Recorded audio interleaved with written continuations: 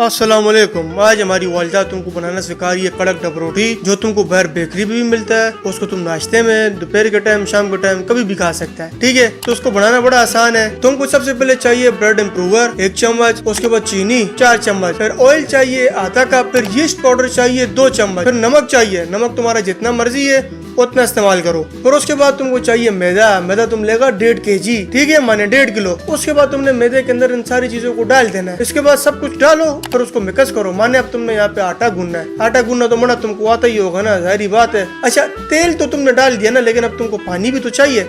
तो पानी भी जितना तुम्हारा मर्जी उतना डालो आटा गूंदने के लिए। लेकिन जो तुम्हारा आटा है ना, लेकिन तुम्हारा जो आटा है ना, वो ना नरम हो गए ना सख्त हो गए, वो नॉर्मल होना चाहिए, ये याद रखो। वरना जो तुम ये बना रहे ना मना, वो जो कड़क डब रोटी ये बन नहीं पाएगा। अच्छा, दूसरी चीज भी हमारी याद रखना कि तुमने सबसे पहले आटा गूंद लिया, अब इसको 2-2.5 घंटे के लिए छोड़ दो ताकि फूल सके। अब ये फूल गया, 2-2.5 घंटे बाद तुमने फिर आटा लेना है, फिर गूंदना है, ठीक है। उसको फिर 1 घंटे के लिए छोड़ देना है। समझ आई ना तुमको हमारी बात? पहले आटा गूंदो, उसको 2-2.5 घंटे के लिए छोड़ दो, फिर उसको एक बार गूंदो, सही है, फिर 1 घंटे के लिए छोड़ दो। और उसके बाद तुमने बहुत बड़ा बर्तन लेना है जिसके अंदर तुम अपना कड़क डब रोटी बनाएगा। उसके सरफेस पे माने तले पे उसको ऑयल मारो, ठीक है, ताकि वो नीचे चपके ना। ऑयल लगा दिया, ऑयल के बाद तुमने मैदा लेना है, मैदे को छिड़कना है उसके ऊपर।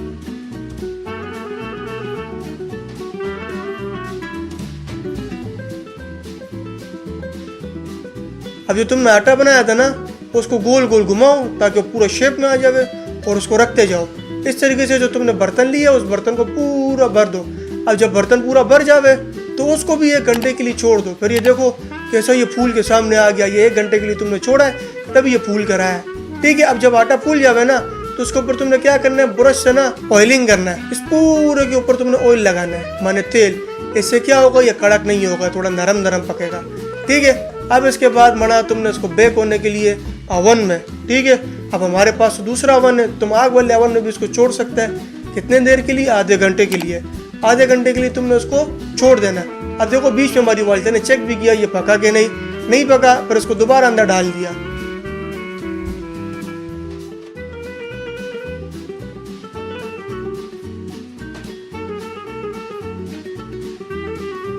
अब ये पक गया। अब इसके बाद भी तुमने इसके ऊपर ऑयलिंग करना है ताकि नरम नरम हो जाए और थोड़ा चमकीला चमकीला भी दिखे ना, तो थोड़ा मजा आवे दिखने में भी और खाने में भी। तो भाई ये कड़क डब रोटी घर पे हमारी वालिदा ने तैयार की है।